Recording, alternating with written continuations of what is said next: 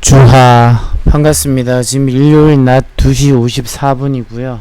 제가 전에 말씀드렸던 그 내용에 대해서 읽어드리는 시간을 가지려고 합니다.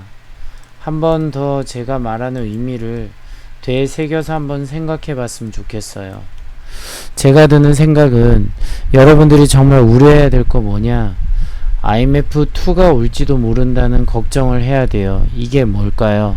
바로 제가 말했던 대차대조표 불황을 얘기하는 거예요.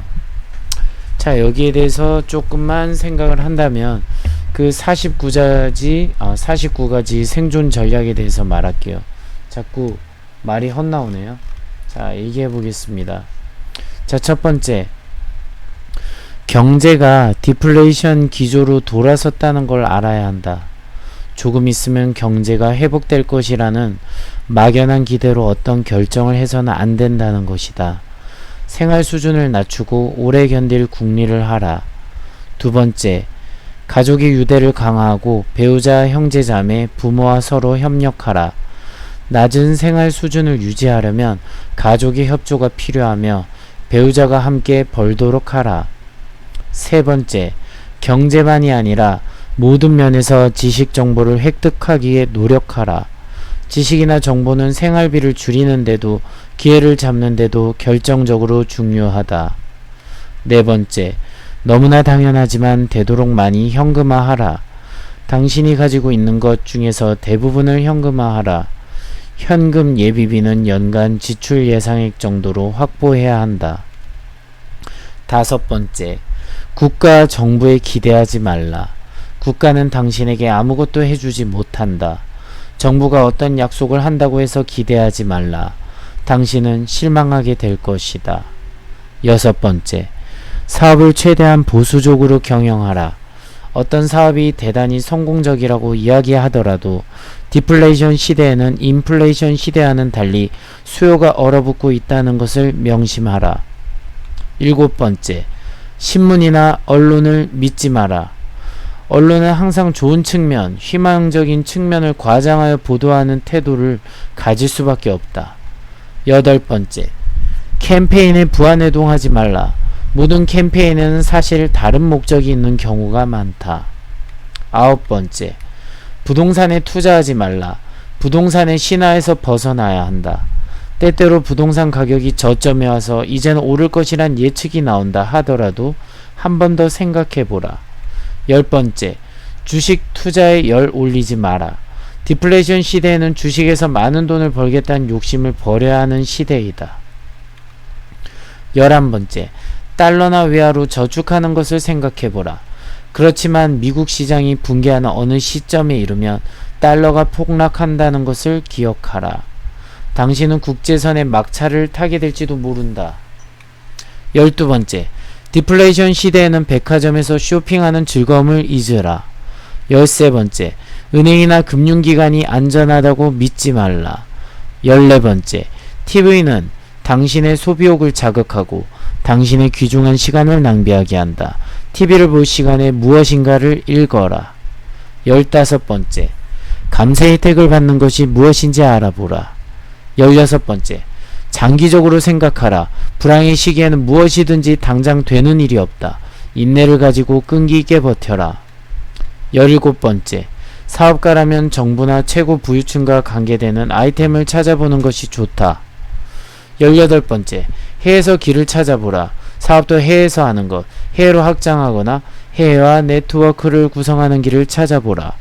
19번째, 금이나 귀금속을 보유하는 것도 안전을 구하는 하나의 방법이다. 20번째, 건강에 더욱 신경을 써라. 자신도 모르는 사이에 당신의 건강이 무너지고 있을 가능성이 많다. 21번째, 당신이 도시에 살거나 경제가 급속히 나빠지는 지역에 산다면 이사가는 것을 고려하라. 22번째, 만약 당신이 상대적으로 여유가 있는 사람이라면 특히 다른 사람들을 도울 줄 알아야 한다.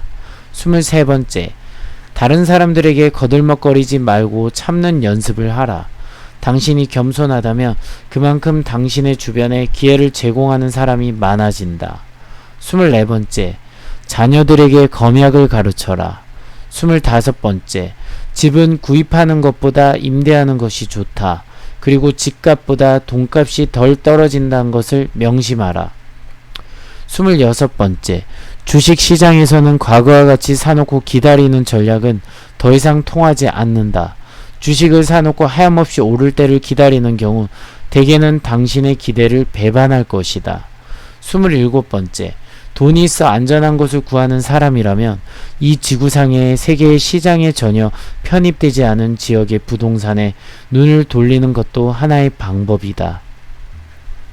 28번째, 당신이 만약 돈을 어느 정도 가지고 있다면 바닥에 있는 자산들을 구입하여 장기적으로 기대해 볼 수 있을 것이다.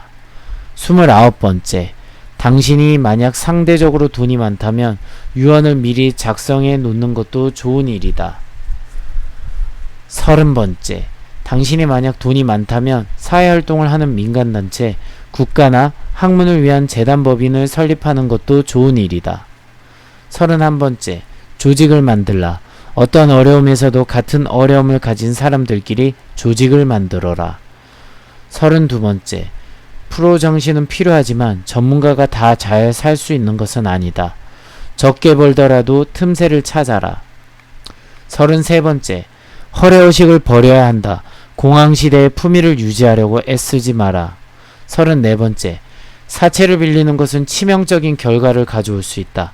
공황시대의 자살은 가장 많은 경우가 부채 때문이다. 35번째, 쿠폰이나 마일리지 등 알뜰한 생활 방식을 체득하라. 디플레이션 때에는 돈이 가장 가치 있는 것이다. 36번째, 중고 제품, 복고 상품에 눈을 돌려보라. 유행 안 타는 상품을 찾아보라. 37번째, 가정은 파괴되고 분류는 증가하고 섹스 산업은 늘어난다. 유연한 마음을 가져라. 38번째, 시집살이, 처가살이, 대가족주의도 하나의 대응이다. 39번째, 자격증을 열심히 취득해 두어라. 디플레이션과 공황은 자격증의 시대를 앞당길 것이다. 자, 40번째, 낚시, 등산, 민박 등 시간을 죽이고 비용을 죽이는 일에 눈을 돌려보라.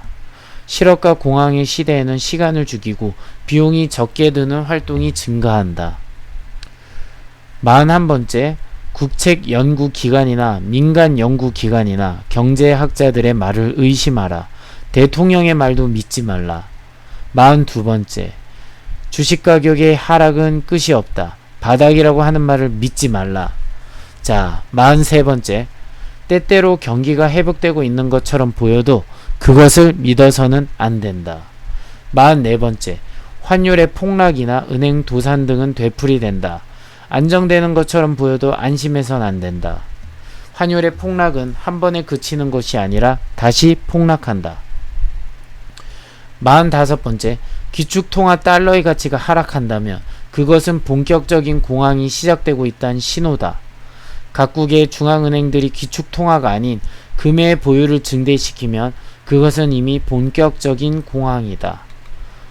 46번째, 세계경제회의 토의 내용이나 합의사항을 주시하라.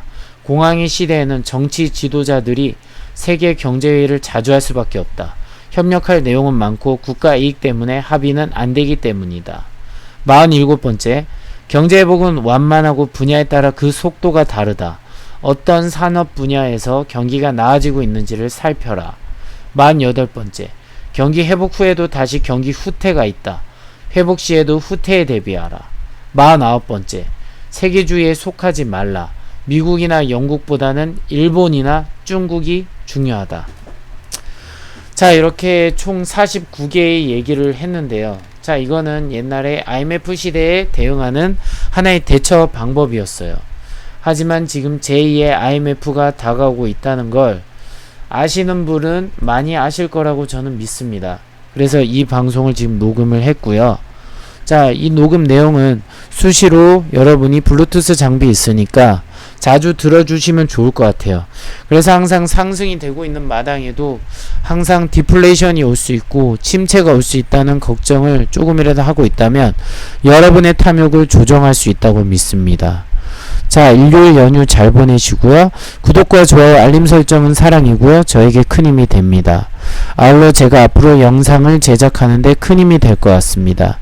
그럼 제가 11월에 진짜 전업 유튜버가 되면 더 많은 혜택을 드릴 수 있도록 미리미리 준비하겠습니다. 그럼 시청해 주셔서 감사합니다. 좋은 하루 되세요. 주안.